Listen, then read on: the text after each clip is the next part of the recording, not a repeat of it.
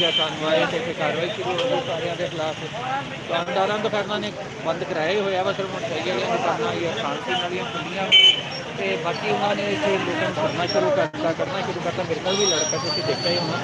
तो आ देखो जी इतने आ मिठाइयाँ वा बड़िया रंग बिरंगिया बड़िया सोहनिया मिठाइयाँ एक करके मैं सारिया मिठाइयाँ दिखाऊंगा। आज ईद के मौके पर स्पैशल मिठाइयाँ तैयार की जांदियां वा। ईद होली दिवाली होर त्यौहारों के इतने बड़िया ना स्पैशली तौर पर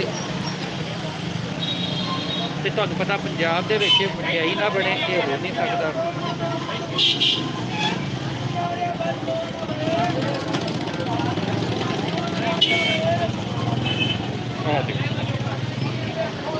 अच्छा पहले इतने बड़िया रंग बिरंगिया मिठाइयाँ बड़िया डिजाइनदार बड़िया उच्चिया उच्चिया बनाते होंगे थे, पर क्योंकि लॉकडाउन आ तो इस वजह तो इन्होंने मिठाइयाँ घट की हुई वा।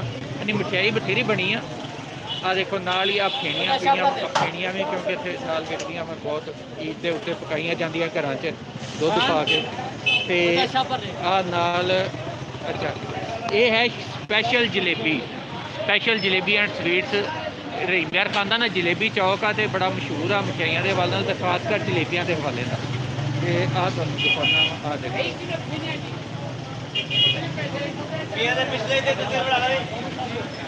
सारिया मिठाइयाँ पई। अच्छा आ इधर दूजे पासे भी मिठाइयां वाली दुकाना क्योंकि जलेबी चौक आ चारों पासे जलेबियां वाली तो मिठाई वाली दुकाना आ भी दुकाना मिठाई वाली। उधरले पासे भी आ देख लो तुम मिठाइयां वाली दुकाना। बाकी बाजार खाली पे बंद किए हुए सारे। वजह यह है कि कोरोना लॉकडाउन तो बंदी कराने के सारा कुछ बंद कराया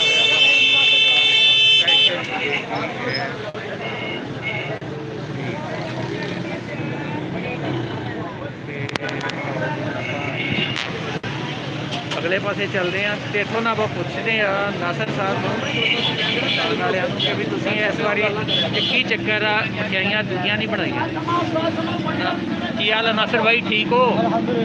अच्छा ये दसो इस बारी तुम वो डिजाइनदार मिठाइयाँ नहीं बनाई जो उच्चिया उच्चिया पई होंगे सी ताज डिजाइनदार मिठाइयाँ स्टाल लाने का प्रोग्राम था, लेकिन लॉकडाउन और कोरोना की वजह से हमने खुद एहतियाती तदाबीर अख्तियार की है। हुकूमत ने एहतियाती तदाबीर अख्तियार को लाख के स्टाल उधर रश पौधा पै जाना सी अस भी कहने कि रश पौधा ना पवे थोड़ा सा फासला बरकरार रहे कोरोना के बाद जी उत्तर भी कंट्रोल रहे हर तरह मैनेजमेंट जी की हर चीज़ सामने रख मैनेजमेंट की अलहमदुल्ला मिठाई साड़ी वैसे बकरी जो साढ़ा मज़ार है साड़ी पहचान है कस्टमर साढ़ा पक्का उन्हें आ ही जाना।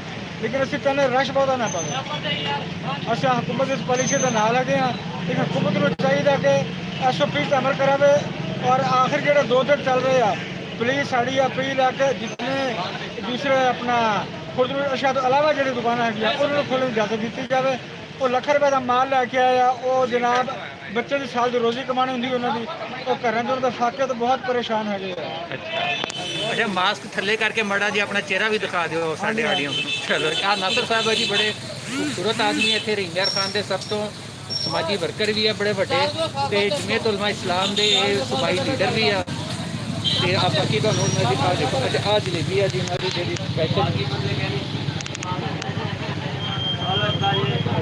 नमक वाले बंदी इधर होंगे बाहर राशिया बाजारों के सिर्फ हम खाण पीने वाली दुकानें रह गई बाकी तो सारा बंद होया पे वजह वही है लॉकडाउन कोरोना ने तंग किया हुआ लोगों सारे कि और सारे दुकानदार भी परेशान हो जारी गल मुसीबत पई हुई है सारे मुस्लिम। चलो बाकी तो कुछ हो